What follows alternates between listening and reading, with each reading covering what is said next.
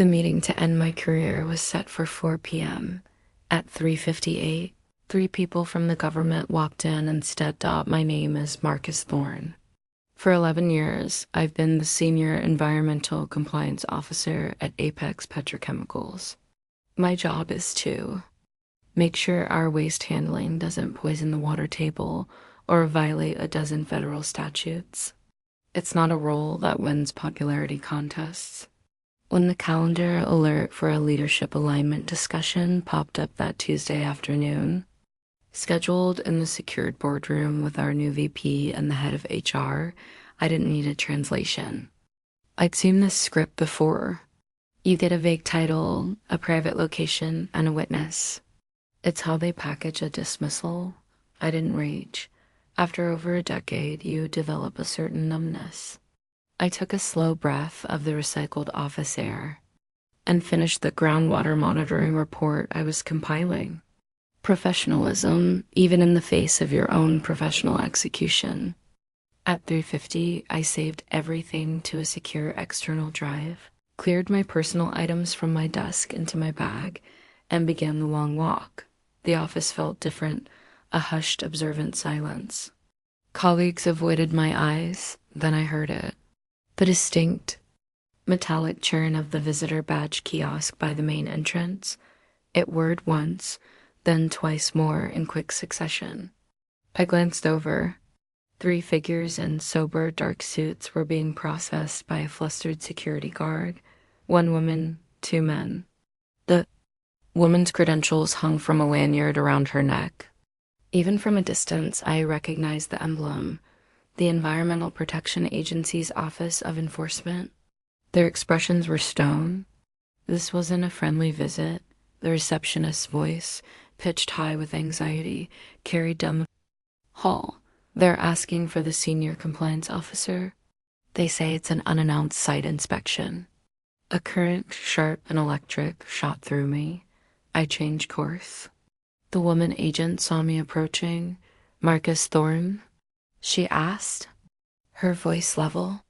I am, I confirmed.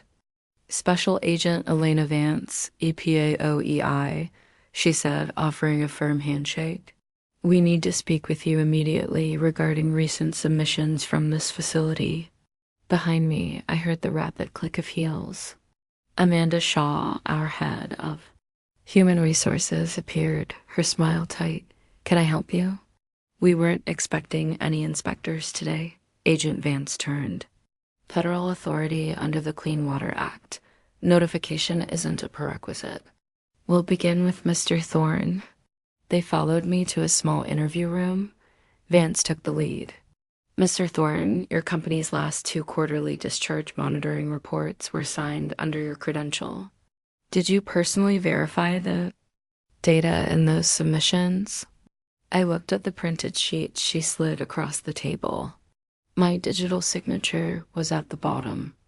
I reviewed what was presented to me, I said carefully, but I did not verify the underlying source data for accuracy. The male investigator, Ramos, leaned forward. Why not?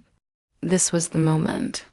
Because, I said, my voice steady. For the past 5 months, I have been systematically blocked from accessing the raw data. Every request I made to audit the sampling logs was delayed, dismissed, or denied. I saw the glance pass between the agents. Start at the beginning, Vance instructed Dot, and so I did.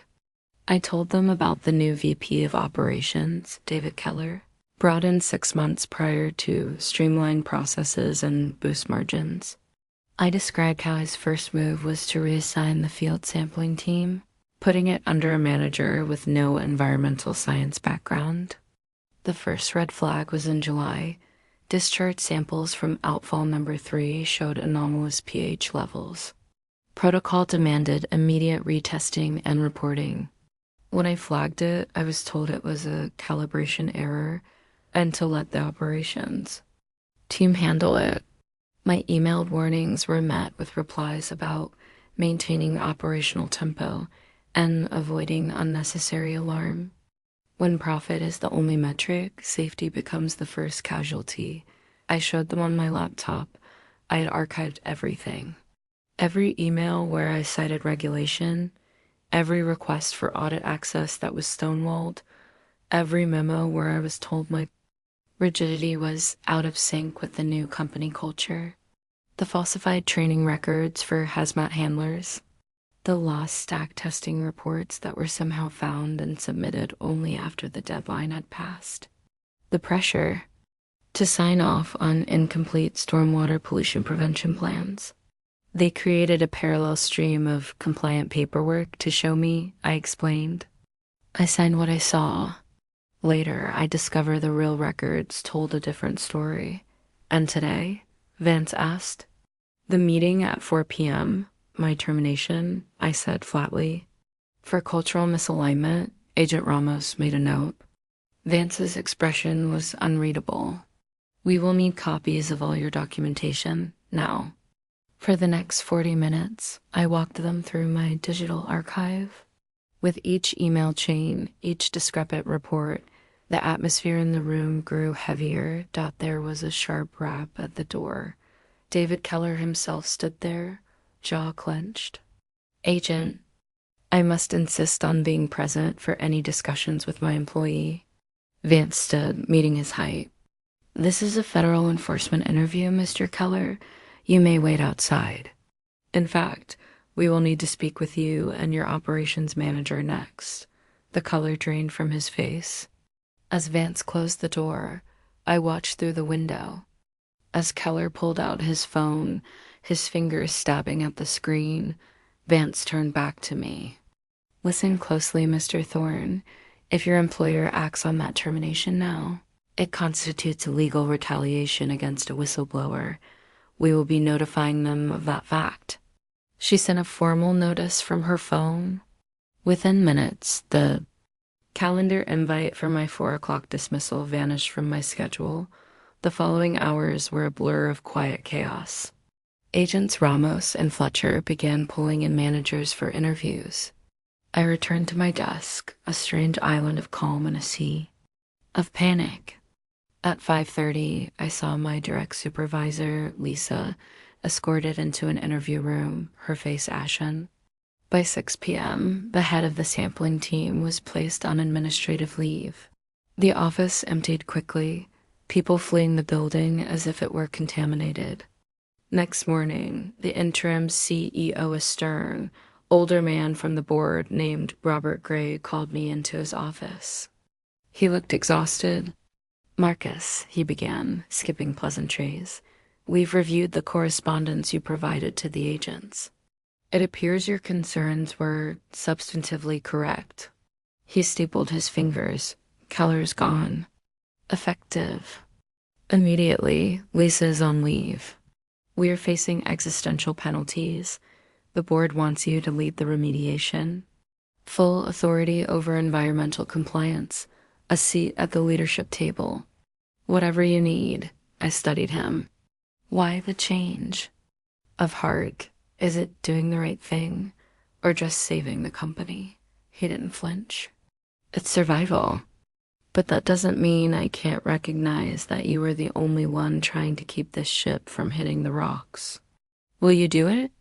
I laid out my terms. Unilateral veto power over any operational decision affecting compliance, authority. To hire a new team and a formal written acknowledgement from the board of the suppressed warnings. He agreed to it all. Weeks became months. The EPA investigation deepened, spiraling into a criminal referral to the Department of Justice. Our facility was under a microscope.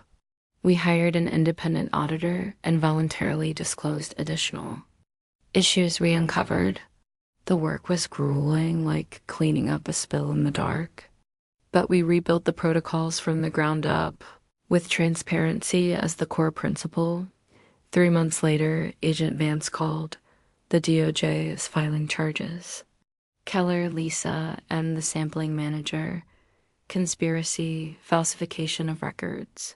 The company will pay a significant fine, but criminal charges against the entity were avoided, largely due to your cooperation and our immediate corrective actions. She paused.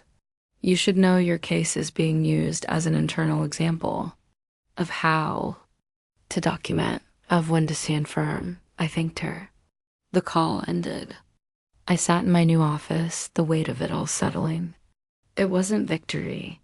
It was accountability, finally. Integrity is a quiet practice until the moment it must be a loud defense. Later, I received a message from Lisa. I was wrong. I'm sorry. I didn't reply. Some realizations arrived too late to fix what they broke. So what did I learn? That systems designed to protect us only work if someone is willing to be the inconvenient voice. That just following orders is the anthem of collective failure. Have you ever been told to look the other way for the greater good of the company? Where do you draw the line? If this story of quiet defiance resonated with you, please show your support by liking this video and following Winds of Thought for more narratives about ethical courage in impossible places.